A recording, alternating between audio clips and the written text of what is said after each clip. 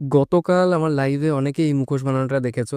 তাই মুখোশটা কেন বানিয়েছি, কি কারণে বানিয়েছি, আর কাদের জন্য বানিয়েছি টোটালি বলবো ভিডিওতে। তো যাই হোক, মুখোশ বানাতে তোমরা দেখতে পাচ্ছ আমি কি কি ব্যবহার করেছি। Mount board, elastic band, scissor, stapler আর কিছু অ্যাক্রিলিক কালার আমি ইউজ করেছি। এর আগে বৈশাখী মুখোশ আমি কিছু বানিয়েছিলাম, সেগুলো যদিও বাচ্চাদের জন্য ছিল।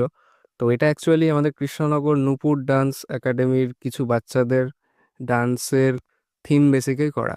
তো আমি যেটা করি, প্রথমে মাউন্ট বোর্ডটাকে মুখের আকারে কেটে নিই। দেন আমি মাঝখানে ভাঁজ করেছি, যেহেতু এটা 3D হবে আর অ্যাকচুয়ালি এটা কাঠের পুতুলের ফেস টাইপের থাকবে। তো কাঠের পুতুলের ফেস তো এইভাবে করা সম্ভব নয়। তো হালকার উপরে একটু 3D ফেল দেওয়া আর কি।